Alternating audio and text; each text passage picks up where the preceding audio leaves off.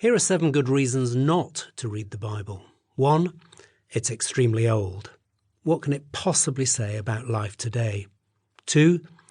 It's hard to read, as in hard to understand, although the small print doesn't help either. 3.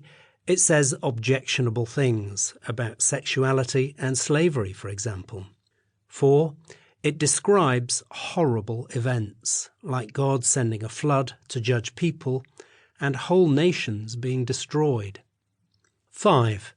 It has been used to justify terrible things, like apartheid in South Africa and the Crusades in the Middle Ages. 6. Life's too short. Reading it doesn't seem to promise much payback. And 7. Add your own reason here. Why don't you read the Bible? Given all that, I wouldn't be at all surprised if you have never read the Bible and don't have much clue about what's in it or why it matters. It seems strange and hard to read, and you're wondering, why bother? 1 compelling reason to read the Bible. I know lots of people who haven't read the Bible for some or all of the reasons above, and I think that's a real shame. For one thing, most of those reasons don't actually stand up. Yes, the Bible is old, but if we're going to ignore everything that's old on principle, it will make for a deeply impoverished experience of life. Yes, parts of the Bible can be hard to understand, but most of it is surprisingly simple, as I hope you'll see by the end of this book. It does say some things which challenge all of our values, but since when was that a reason not to read something? And while some parts of the Bible and the events it describes are pretty shocking, that's because it is dealing with the real brokenness of our world.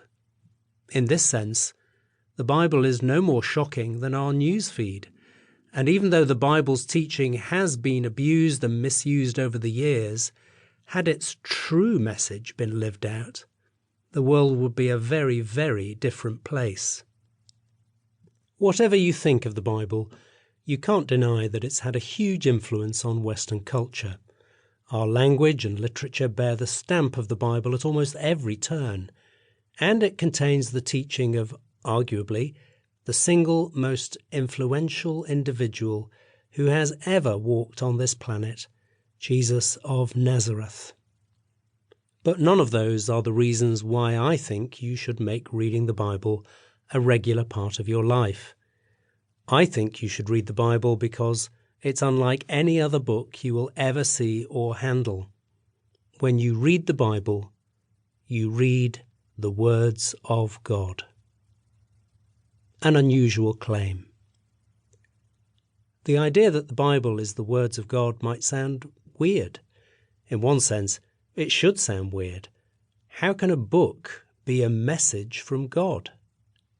Towards the end of the 1st century, Paul, one of the early leaders of the movement which came to be called Christianity, wrote to a young protege named Timothy.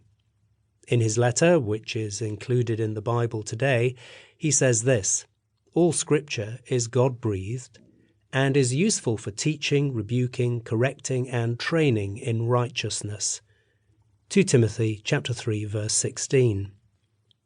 Notice that phrase, God-breathed. Paul, who was writing in Greek, may have made up this expression to capture precisely what he wanted to say. His point? That the Bible, even though obviously written by ordinary human beings like him, has its origin and authority in God himself. This is God's book, which contains God's words expressed through the personalities and styles of a whole range of human authors.